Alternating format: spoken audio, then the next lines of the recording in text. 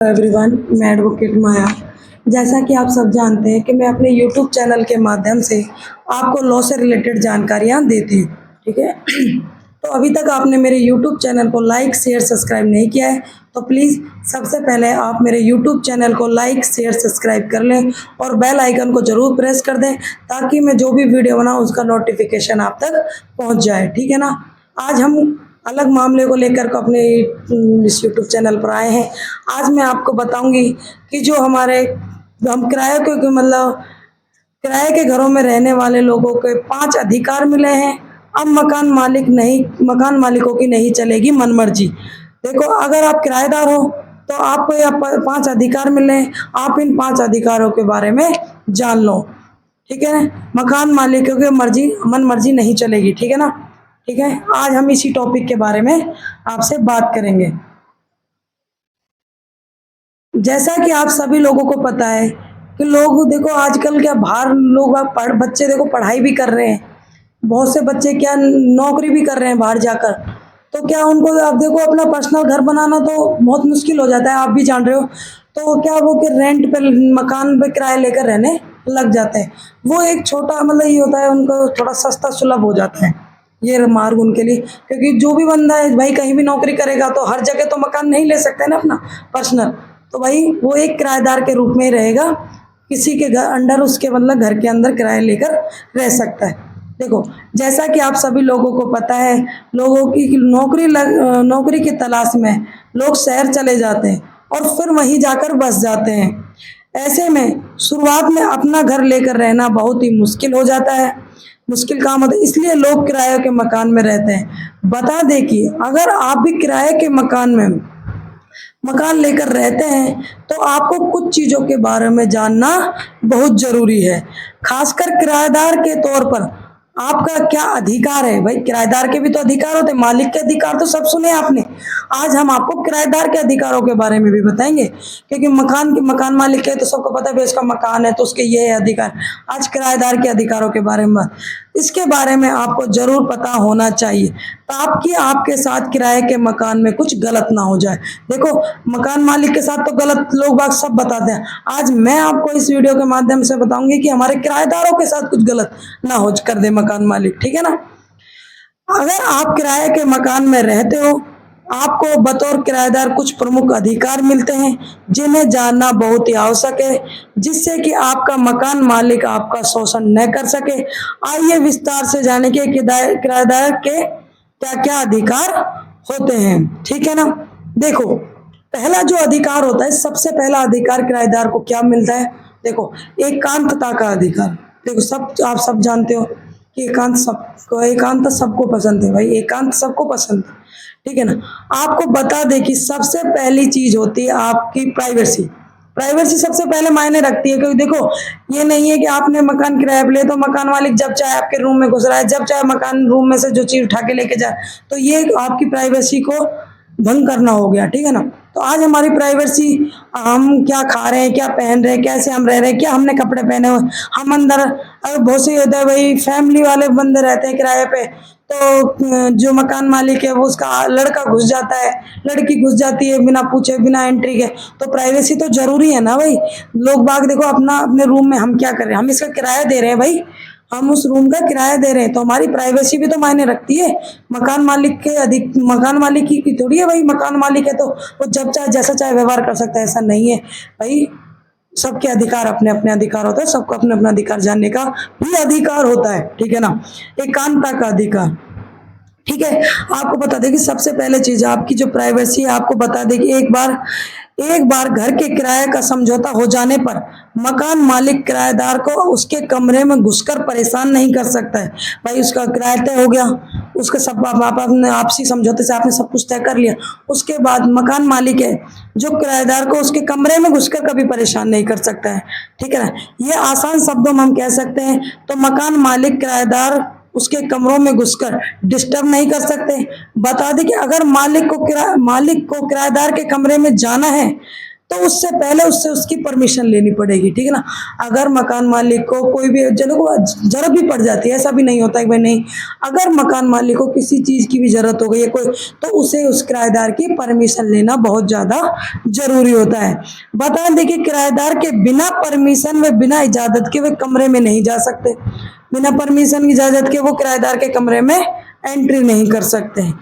दूसरा जो उन्हें अधिकार मिला हुआ है, मकान मालिक बेवजह घर से नहीं निकाल सकते किराएदार को, कि कोई वजह नहीं है और बेवजह से घर से बाहर निकाल दिया, जब मनाया जाए भाई जाओ हम खाली कर दो, हम रहे, हमारा ये काम है, बिना वजह किराएदार को घर से बाहर भी नहीं निकाल सकता है मकान मालिक। ये अधिकार है, अपने अपने अधिकार जान लो भाई किराएदारों। मकान मालिक बेवजह घर से नहीं निकाल सकते किराएदार को। बता दे कि मकान मालिक किराएदार को घर से निकालने से पहले नोटिस जारी कर सकते हैं। मतलब अगर कोई लोग किराए के मकान में रहते हैं, अचानक से मकान मालिक आते हैं और अनुचित ढंग से किराएदार को कमरे कमरे एवं घर से बेदखल कर देते हैं, तो ये कानूनी रूप से गलत है। बिना किसी ठोस कारण के वो किराएदार को घर व उसके कमरे से बेदखल नहीं कर सकते हैं, ठीक है ना। लेकिन लेकिन अगर किराएदार पिछले 2 महीने से किराया उसकी प्रॉपर्टी में कमर्शियल या गैर कानूनी काम करता है, देखो भाई, देखो अधिकार सबको मिले हुए हैं, तो देखो अगर किराएदार कोई कारण ऐसा होता है भाई, मैंने आपको अभी एक कारण बताया जिसमें ये था कि मकान मालिक बेवजह घर से निकाल था। देखो बेवजह तो नहीं निकाल सकता, लेकिन अगर वजह हुई तो निकाल भी सकता है, ठीक है ना। अगर देखो आप उसके घर में कोई गैर कानूनी काम कर रहे हो, कोई गलत काम कर रहे हो, कोई स्मगलिंग, ड्रग्स वगैरह, या कोई पोक्सो का, जो भी आप समझदार हो मैं जो बताना चाह रही हूँ, अगर आप कोई गलत काम कर रहे हो तो वो निकाल भी सकता है, बिना नोटिस के भी निकाल सकता है। हाँ, लेकिन आपकी कोई गलती नहीं है, आपको अगर बिना किसी कारणवश, तो उससे पहले आपको उसको नोटिस देना पड़ेगा। नोटिस से पहले वो आपको अपने घर से नहीं निकाल सकता, ठीक है ना। उसकी संपत्ति को अगर आप नुकसान पहुंचाते हो, उसमें कोई गैर कानूनी काम करते हो, जैसी स्थिति में किराएदार को कमरे व घर से बाहर निकाल सकता है मकान मालिक, ठीक है ना। बता दें कि मकान मालिक को किराएदार को घर से बाहर निकालने के लिए 15 दिनों तक का नोटिस पीरियड देना पड़ता है। देखो नोटिस जारी होता है, उसके बाद आपको उसको टाइम पीरियड निश्चित किया गया, 15 दिन के अंदर अंदर आप मेरा मकान खाली कर देना। अगर आपको कोई गलती नहीं है तो, अगर गलती है तो 1 दिन में भी खाली करा सकता है। अगर गलती नहीं है और वो अपना मकान खाली करवाना चाहता है आपसे, तो वो आपको नोटिस जारी करेगा, उसके 15 दिन के अंदर अंदर आपको उसका मकान, उसका कमरा खाली करना पड़ेगा, ठीक है। तीसरा जो आपको अधिकार मिला हुआ है, मकान मालिक किराएदार से मनमाना किराया नहीं मांग सकते। देखो किराया एक बार जो तय हो जाता है, ठीक है भाई, जो किराया तय हो गया वही मकान मालिक किराया ले सकता है। ये नहीं है वो अपने मनमाने तरीके से आपसे किराया ले रहा है, जो उसका मन में आया वो आपसे किराया ले, नहीं, मकान मालिक किराएदार से मनमाना किराया नहीं मांग सकते। आपको ये जानकर पता होना चाहिए कि आपके मकान मालिक आपसे मनमाने किराया वसूल नहीं कर सकते हैं। बता दें कि अगर किसी मकान मालिक को अपने किराएदार से किराया वसूली करनी है, तो वो उससे किराया वसूल करने के 3 महीने पहले एक नोटिस देना होंगे। इसके अतिरिक्त मकान मालिक को बाजार की जो डायरेक्ट चल रहे हैं उनके 3 महीने पहले एक नोटिस देने होंगे। इसके अतिरिक्त मार्केट में दरें चल रही हैं, साथ ही संपत्ति के मूल हाथ को जोड़कर किराया लेना चाहिए। बता दें कि वह आपकी मर्जी के अधिकार किराया नहीं ले सकते। देखो किराएदार, देखो पहली बात तो ये होता है कि जैसे भाई किराया चल रहा है मार्केट के वहाँ का जो मतलब देखो एरिया के हिसाब से भी होता है। बहुत सी जगह देखो आप अगर अच्छी जगह एरिया में अगर आपने रूम या मकान किराए पे लिया है, तो वहाँ का रेंट कुछ अलग होता है, और आपने अगर लो कैटेगरी में कहीं भी रूम रेंट पे लिया है तो वहाँ का कुछ अलग रेंट होता है, ठीक है ना। तो वहाँ का जो एरिया में चल रहा है उसी रेंट के हिसाब से, और आप जब रूम लेते हो तो आपका जो तय हो जाता है उसके आधार पर ही ले सकता है, उससे अगर आपने मनमाने तौर पे वसूल नहीं कर सकता, ठीक है ना। तो कहने का मतलब ये है कि मकान मालिक किराएदार से मनमाने किराया वसूल नहीं कर सकता है। हाँ, अगर ऐसा होता है कि काफी मतलब किराया बढ़ जाता है, ऐसा होता है कि आप किराए पे रेंट पे रह रहे हो और भाई उस एरिया का किराया मतलब एरिया में किराया की मांग और ज़्यादा बढ़ गई है और किराया बढ़ चुका है वहाँ पे, तो वो आपको 3 महीने का नोटिस देता है। 3 महीने के नोटिस में वो भाई अगर आपको रहना है इस किराए में तो आप वहाँ रह सकते हो। अगर आप भाई नहीं भाई मेरा पड़ता नहीं खा रहा है, मैं नहीं रहना चाहता, तो आप मत रहना। लेकिन 3 महीने का वो आपको एक टाइम पीरियड देता है, ठीक है ना। चौथा है, देखो चौथा नहीं, मैं आपको और कुछ बता रही हूँ। 1948 में एक केंद्रीय किराया नियंत्रण अधिनियम किया गया था पारित, ठीक है ना।